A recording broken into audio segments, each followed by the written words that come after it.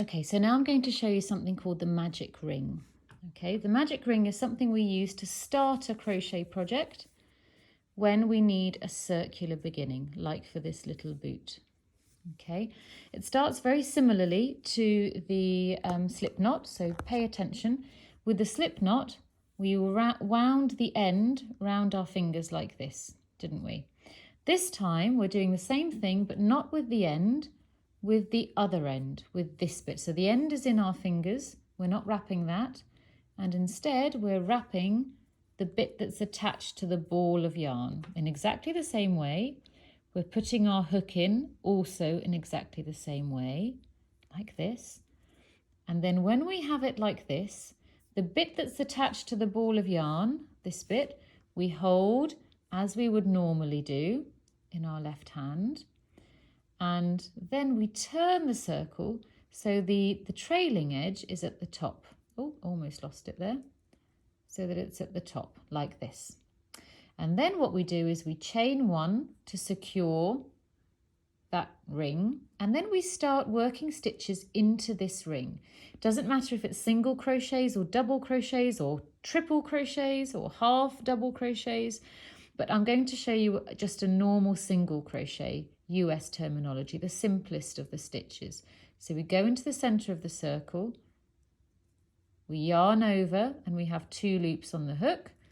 We yarn over and pull through both, just like we would do normally for a single crochet. Then we would do the same thing again, and then however many stitches our pattern tells us to put into the magic ring, that's how many we do. Okay, so let's pretend that it's called for 8 single crochets. Let's have a look. How many do I have? 1, 2, 3, 4, 5, 6, 7, through both, 8. So at this point it doesn't look like much of a ring, and this is where we get this tail and we pull it tight. And when we've pulled it tight, it really looks like a ring, doesn't it? Now this is where this tutorial will also show you what a slip stitch looks like. A slip stitch is used to join bits together, especially when we're working in a circle. So there's lots of slip stitches here.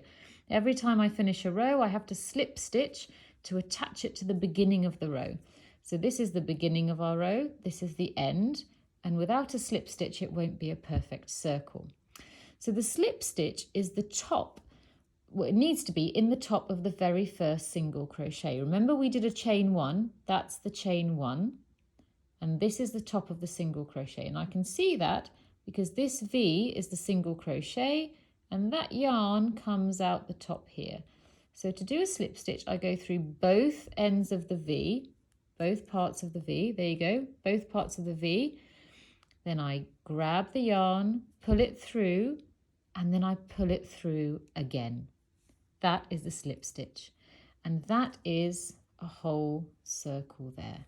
So if I wanted to continue working single crochets into this first row, I would need to do a chain 1 to bring my work to the same level as all the single crochets. Remember, each stitch has a depth. The single crochet is small, so I only chain 1. For things like double crochets and triple crochets, you would need to do more than 1, but we don't need to do that for this case. Then we go under the first of our 8 stitches, like this. Remember, both parts of the V, yarn over, got 2 loops on the hook, yarn over and pull through both. That's our first single crochet. Now in this situation, when working in a circle, in a round, it's really helpful to have a stitch marker, because once you've done that very first stitch of the second round, you can mark it with a stitch marker, which means that you know which stitch to go into with that slip stitch at the end. And then you can carefully continue doing all the other single crochets, going into each of the V's. This can be a bit tricky sometimes, particularly if you worked them quite tight. So as beginners, I would recommend that you keep your work quite loose. There we go. And with time, you can start working on your tension. Otherwise, it does make life really difficult. So I'm just going to show you this very first row because all the following rows will be the same. So I'm carrying on under each one, single crochets all the way.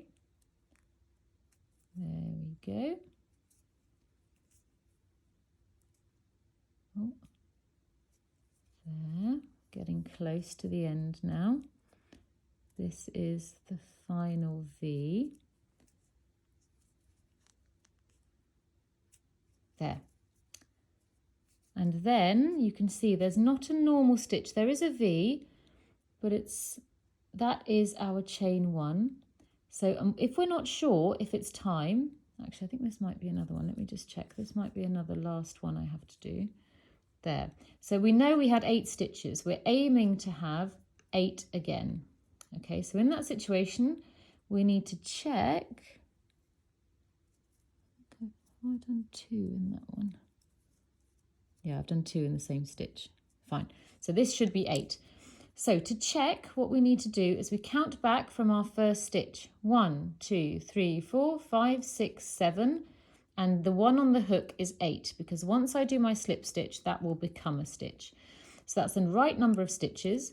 Now, the stitch that stitch marker is in is where I put my hook in to do the slip stitch. So under both parts of the V, yarn over, pull through and pull through the one on the hook. And there we go. That is another slip stitch. And if we were carrying on, we would do another chain 1. Okay, and then we'd put the needle into this into this first stitch here, make a single crochet, and then put our stitch marker in the top of that stitch for that round.